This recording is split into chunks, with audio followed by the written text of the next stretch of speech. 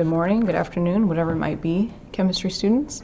This is a short tutorial on how we're going to add on to our particle models that we have done before. So just a quick reminder, previously you know how to represent small particles that are in the solid, liquid, gas state. You know how to represent them if maybe they increase in temperature and are moving more because they have more thermal energy, or how the spacing increases with an increase in temperature, or again with a change in phase. Now that we understand these atomic structures and the small particles that make up the molecules and the ionic formulas that you're learning about, we're going to get a little bit more specific than we have in the past and add to our particle models that we're doing. And so I have open right now the practice that's associated with this that you can get right from Canvas. This is Unit 4, Worksheet 3, which is practice representing ions and empirical formulas in a kind of a particle model form. So I'm just going to go through a couple, and then you'll have the rest to do. Check your answers with the key and see how you're doing, and please ask any questions or have me check your work as you're going along so that you know you're on the right track. So here's how this practice goes. You might be given ions.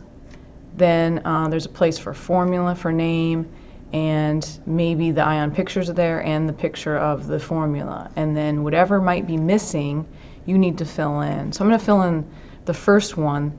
These particles are already done, so this one requires us to do the formula and the name. This is actually something that you should have already practiced, quizzed on, and you should be pretty good at by now. So quick review of that.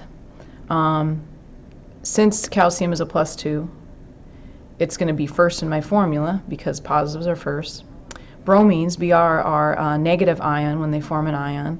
So it's going to take 2 of those to have the simplest way to cancel out that one Ca, because again, ionic formulas need to be a neutral charge.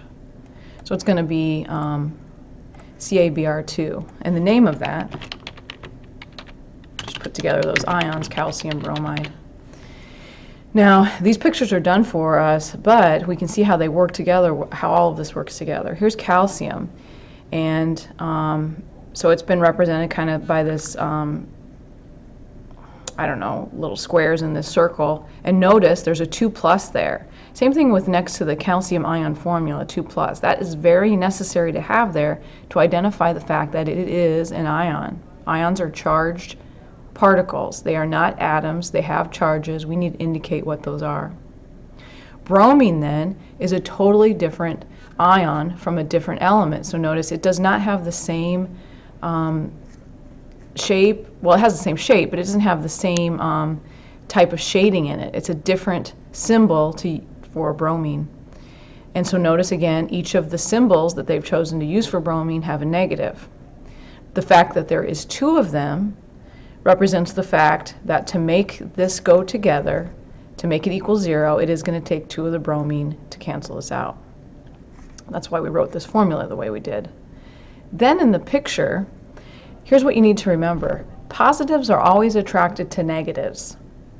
Opposites attract. So when these line up to form this formula unit of this ionic compound, the negative is going to be next to the positive, next to the negative. We're not going to have 2 negatives together, then the positive. It's always going to be positive, negative, and so on. So please remember that when you're putting together your particle models. So again, you can see that our particle models have gotten a lot more detailed. The next one is actually very similar to this. We could use the same way here. We're going to use a symbol for Fe. We're going to use a symbol for Cl. That's different than the Fe ion. We're going to need 2 of them to cancel it out. So that's going to look really similar. So I'm going to skip down to one a little bit more complicated maybe.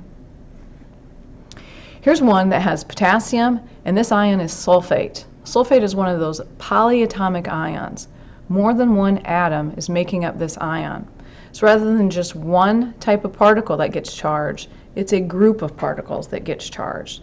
And in this case, there is 1 sulfur, represented by this purple particle, and 4 oxygens make up this sulfate ion. So here are the 4 oxygens, the white colored circle. So again, notice all of that is together. This whole thing is one particle. The whole thing has a -2 charge.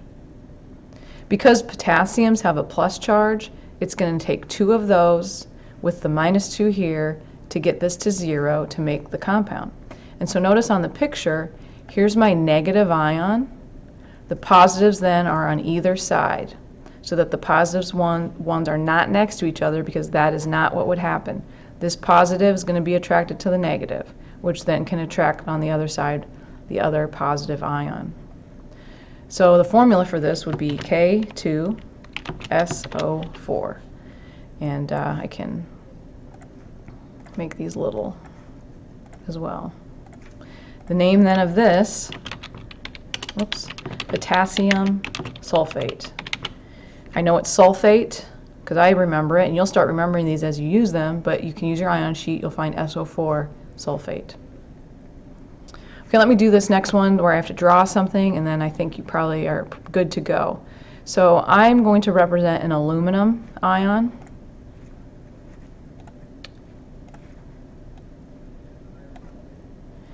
And I also need to identify that it is a +3 charge. So let me see how I should do that.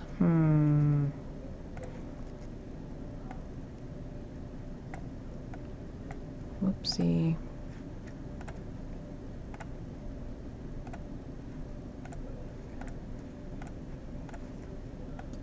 Here's my plus sign. Obviously, this is not the best way to do it. Okay.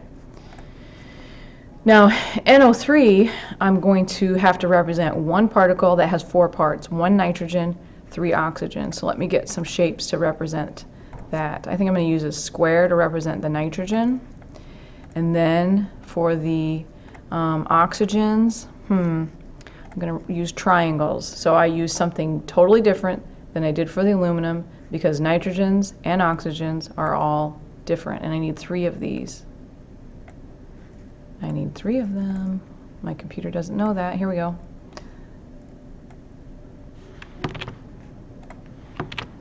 Okay, and then I'm going to put these so they're all connected together.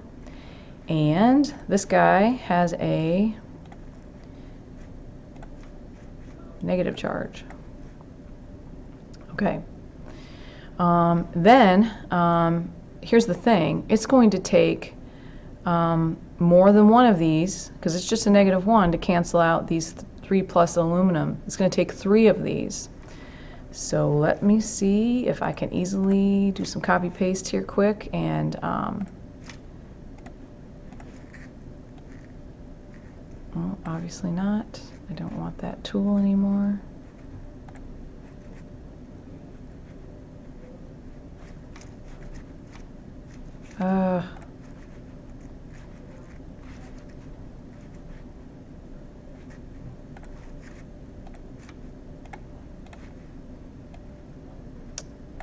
How do I get rid of this tool?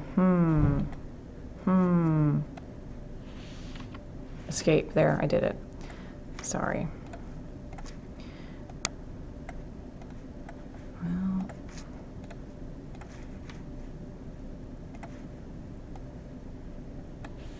all right, so I'm going to paste 2 more of these. Oops.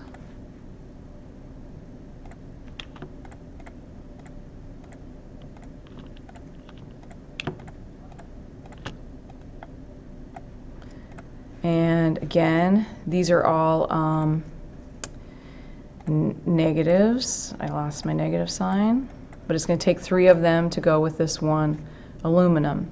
Okay, then when I arrange these, I'm going to make sure I have my aluminum in the middle, and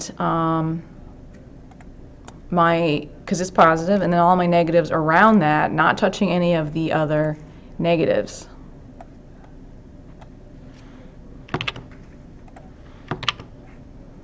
So here's what I'm going to do. I'm going to take that.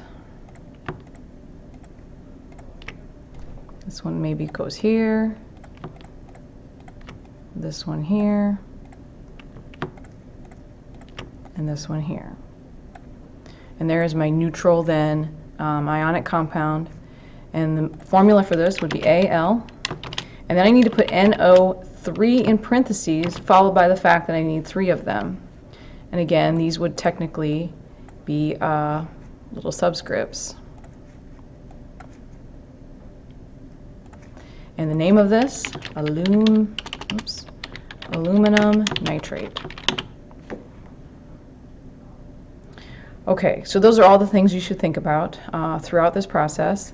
And again, remember all your formula and naming writing rules.